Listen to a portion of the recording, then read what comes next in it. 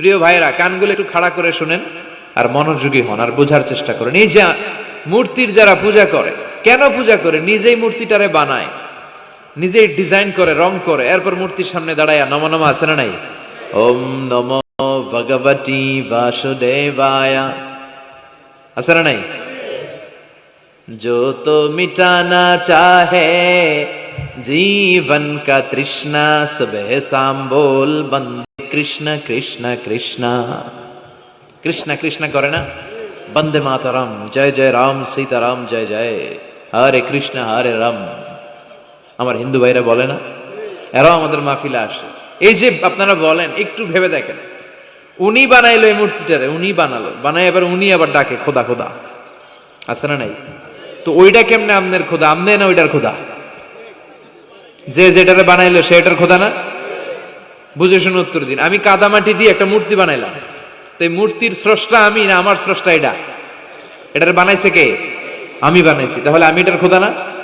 একটু আকল খাটালেই বোঝা যায়। সাইয়েদনা ইব্রাহিমের মাথায় ধরে না। ঘটনা কি? এরাই বানায় আবার এরাই কয় খোদা খোদা, ওনার মাথায় ধরে না। দেখেন, আপনার চিন্তা, আপনার অনুসন্ধান, আপনার রিসার্চ, আপনার ক্যালিবার, আপনার ইন্টেলেক্ট, আপনার সৃজনশীলতা, আপনার common sense. Common sense is very uncommon thing. Allah এটা সবাইরে দিছে, এটা খাটাইলেই আপনি স্রষ্টারে চিনতে পারবেন। স্রষ্টারে পাওয়ার জন্য ডক্টরের ডিগ্রি লাগে না। আপনি সাগরের দিকে তাকান, ঝর্ণার দিকে তাকান, পাহাড়ের দিকে তাকান, পাখির দিকে তাকান, ওই পাখির মধ্যে আল্লাহর নিদর্শন আছে না নাই? সাইয়েদনা ইব্রাহিম বললেন, মা হাযিহি তামাসিলুল্লাতী আনতুম লাহা আকিফুন। ইব্রাহিম আলাইহিস সালাম এলাকার লোকদেরকে বললেন, ঘটনা কি? মূর্তি তোমরা নিজেরা বানাও, মূর্তির সামনে এরকম হাত গুটিয়ে বসে থাকো কেন?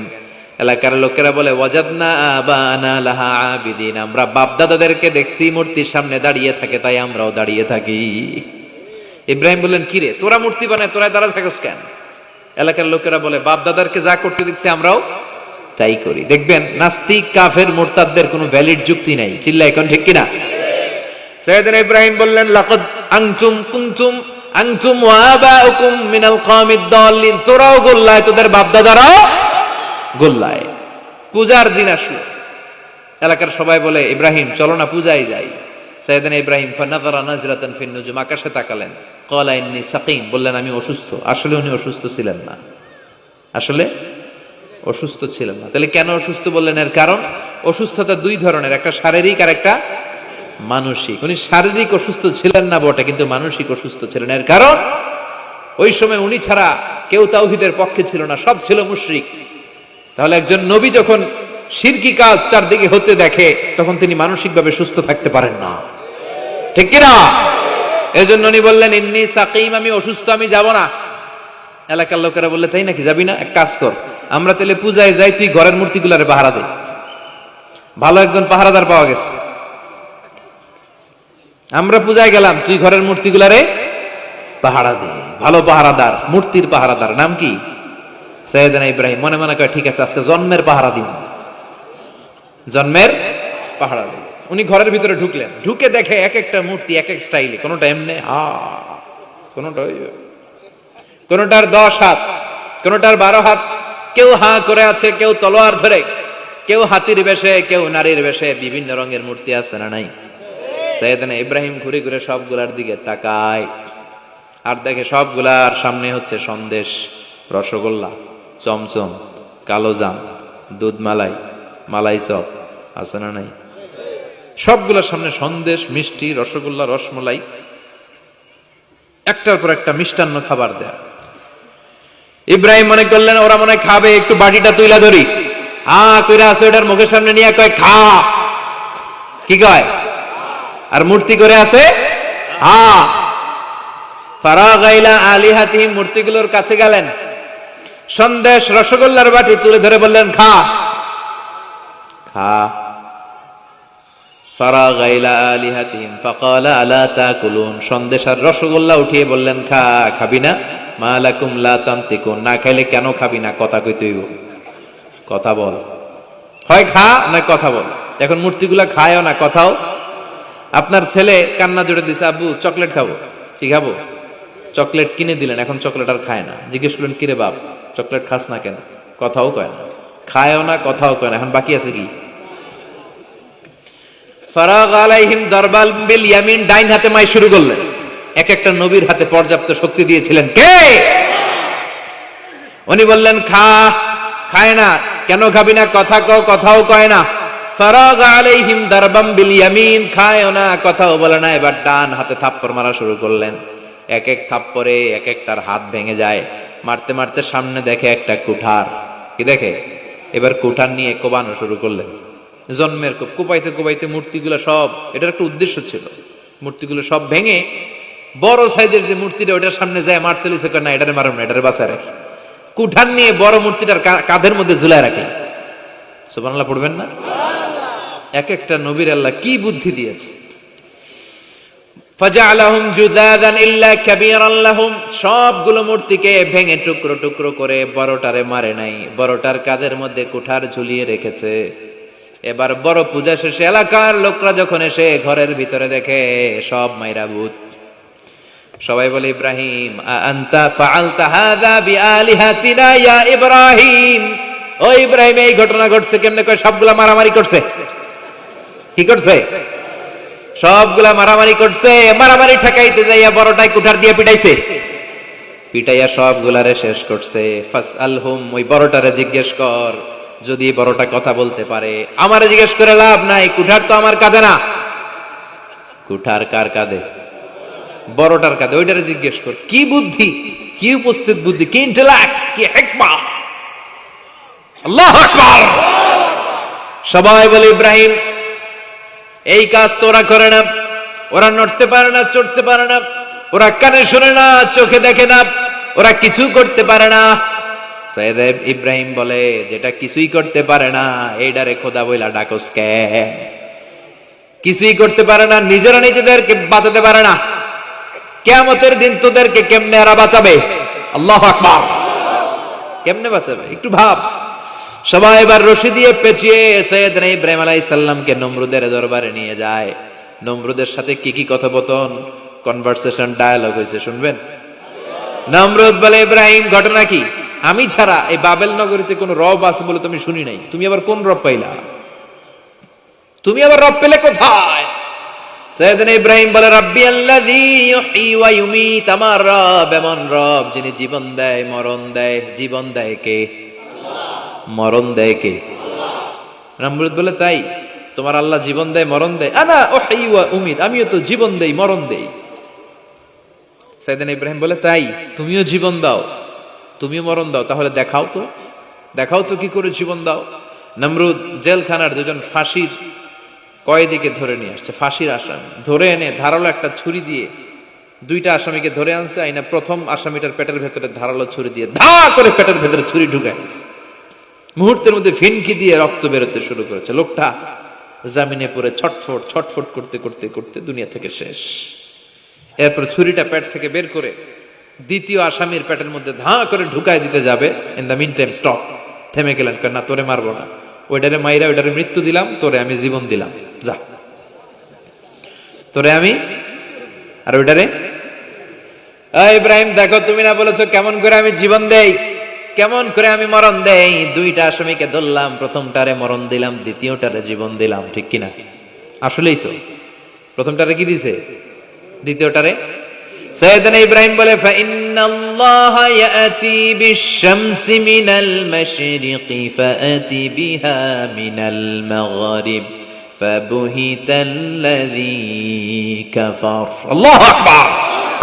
সৈয়দনা ইব্রাহিম বলে নমরুদ বুঝলাম তুমি জীবন দাও, তুমি মরণ দাও, বুঝলাম সব ঠিক। জেনে রেখো আমার আল্লাহ প্রতিদিন সকাল বেলায় পূর্ব দিক থেকে সূর্য ওঠায়। পূর্ব দিক থেকে প্রতিদিন সকালে সূর্য ওঠায় কে?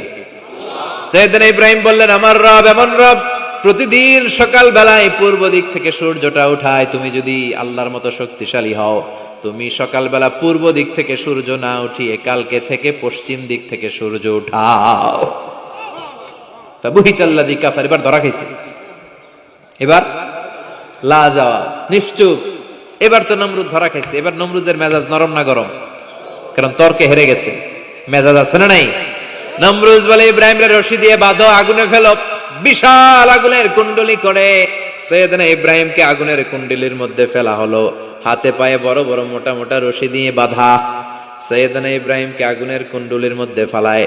সৈয়দনা জিব্রাইল বলে, ও সৈয়দনা ইব্রাহিম, আপনি বলেন আমার পাখার আঘাতে আগুনগুলো এক পাশ থেকে আরেক পাশে, এক দেশ থেকে আরেক দেশে উড়িয়ে নেই, বিশাল আগুনের কুণ্ডলীকে এক ঝাপটা মেরে থামিয়ে দেই। সৈয়দনা ইব্রাহিম বলে, কোনো দরকার নাই, কারণ আগুনের মালিক আমার সাথে আছে। রাডাই, I don't need your help, আমার কোনো সাহায্যের দরকার নাই, কারণ আগুনের যে রব, সে আল্লাহ সবকিছু দেখে কি দেখে না। বিশাল বড় মোটা মোটা রশি দিয়ে সৈয়দনা ইব্রাহিমের হাত আর পা বেঁধে আগুনের মধ্যে ফেলে দেয়া হলো। মুহূর্তের মধ্যে আগুনগুলো দাউ দাউ করে জ্বলতে শুরু করলো।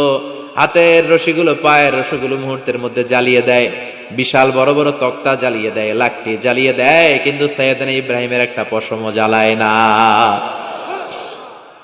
আজও যদি তোমাদের মাঝে কেউ ইব্রাহিমের মতো ঈমান আনিতে পারো, অগ্নিকেও পুষ্প বলে পরিণত করিতে পারো, ঠিক কিনা? মুসার মতো ঈমান হলে রাস্তা হবে সাগর জলে, ইউসুফের মতো ঈমান হলে একে একে দরজা খুলে।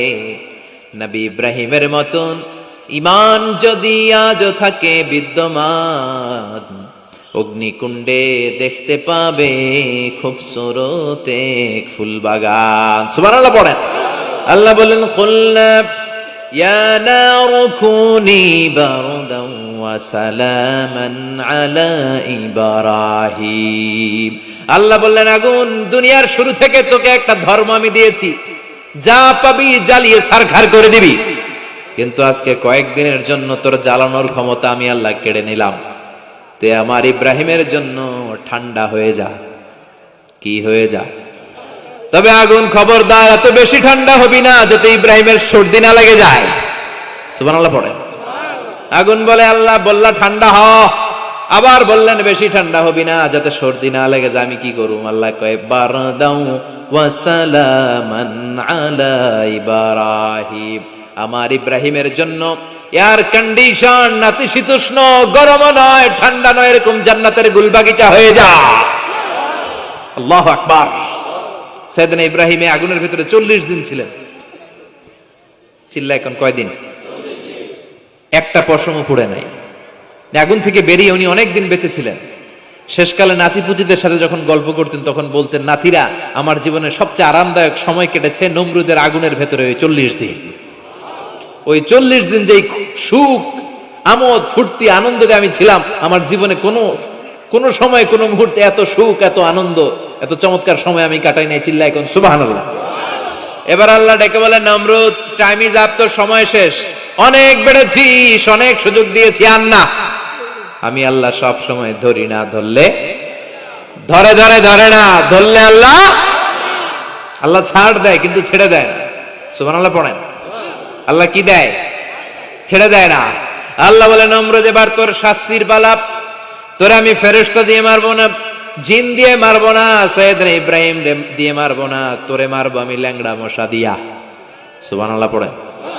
আল্লাহর বাহিনী, বাউদা জুনদুম মিন জুনুদুল্লাহ, এই মশাগুলো কিন্তু আল্লাহর সৈনিক। এই বাতাস আল্লাহর সৈনিক। 50 আর 70 কিলোমিটার বেগে যদি একটা বাতাস বয়, সব শেষ হয়ে যাবে, ঠিক কিনা? এই জলোচ্ছ্বাস গুলো আল্লাহর সৈনিক, এই ভূমিকম্প আল্লাহর সৈনিক। ছোট্ট একটা ল্যাংড়া মশা নমরুদের নাকের ভিতরে দিয়ে ঢুকে কামড়াতে শুরু করছে। নমরুদ লাফাইতে শুরু করছে। নমরুদ রে সবাই কয়, নমরুদ তুমি ড্যান্স দাও কেন? কার ড্যান্স না, মশায় কামড়ায়। মশারও কামড়ানো বাড়ায় দিছে। নমরুদ এবার I M A disco dancer, disco dancer হয়ে গেছে। খালি লাফায়, খালি ডান্স দেয়। আহা, নিজের মাথার মধ্যে নিজে আঘাত করে, ঘুষি মারে, কিন্তু মশা বের হয় না। অমিয়া, এই মশা ঢুকছে কার অর্ডারে? এটা যদি বেরোতে হয়, বেরো হবে কার অর্ডারে? সে মাথার মধ্যে কিল মারে, ঘুষি মারে, নিজের নিজে আহত করে ফেলে, মাগার মাথা থেকে মশা বেরোয়। নাকের ভিতর দিয়ে মশা ঢুকে কামড়ানো, এটা কি চারটেখানি কথা? শীতকালে যখন কাঁথা গায়ে দিয়ে শুয়ে থাকি, মশা যখন পন পন পন পন করে কানের সামনে, খারাপ লাগে না? আবার কাঁথা টাথা সরিয়ে আবার শুয়ে, আবার বন বন বন বন।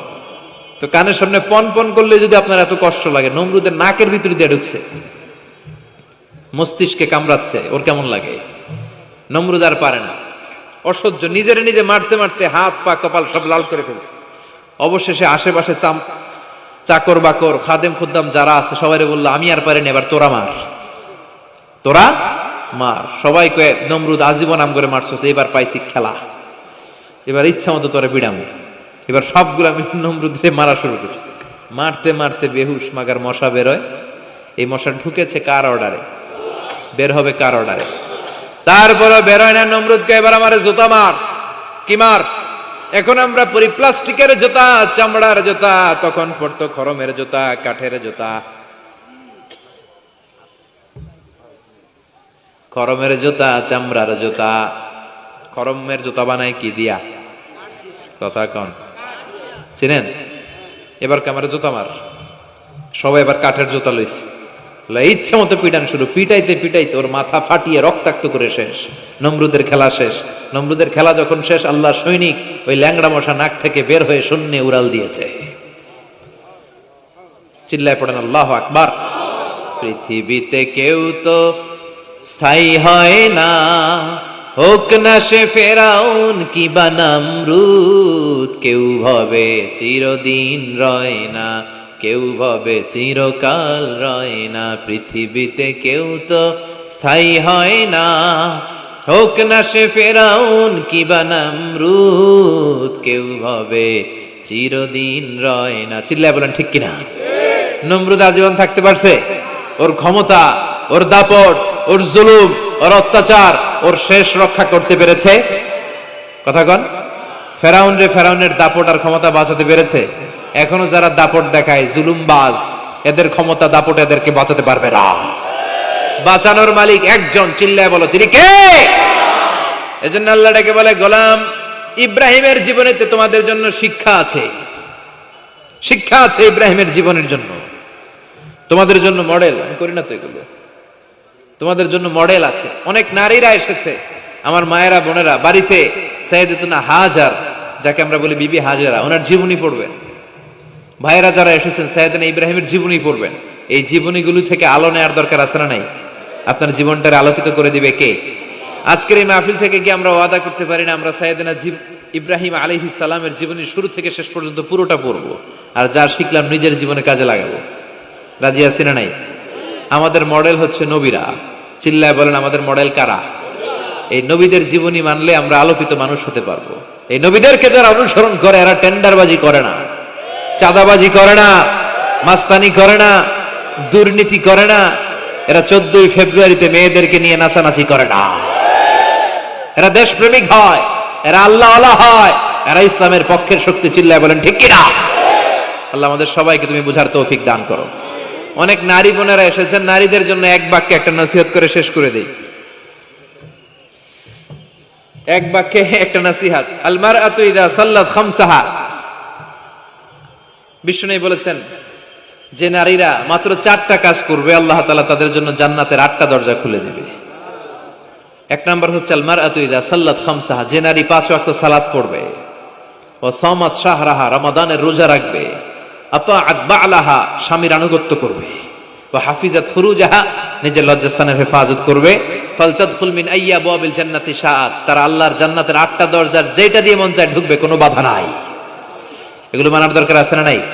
আল্লাহ আমাদের ফ্যামিলিগুলোর সাইয়েদনা ইব্রাহিমের ফ্যামিলির মতো জান্নাতি ফ্যামিলি বানাও। আপনারা উঠতেছেন কেন? হ্যাঁ, এদিকে দুই একজন উঠলেন, বসেন বসেন। একসাথে আসছেন, একসাথে বিদায় নিব। যতগুলো কথা বললাম কোরআন সুন্নাহর আলোকে বলেছি, বানিয়ে কিছু বলি নাই। তারপরেও আমার মনের অজান্তে কোনো মিস ইনফরমেশন যদি আমার মুখ ফসকে বেরিয়ে যায়, সেগুলো যেন আল্লাহ তাআলা আমাদের স্মৃতিপট থেকে মুছে দেয়। আর সত্য সুন্দর হকের পক্ষে যা বললাম তার সবটুকুন প্রথমে যেন আল্লাহ তাআলা আমাকে এবং আপনাদের সবাইকে আমলের তৌফিক দান করে। আমরা পড়ি আমিন। আপনারা সবাই ভালো থাকবেন, সুস্থ থাকবেন, সুন্দর থাকবেন। সুবহানাকাল্লাহুম্মা ওয়া বিহামদিকা আশহাদু আল্লা ইলাহা ইল্লা আনতা আস্তাগফিরুকা ওয়া আতুবু ইলাইক।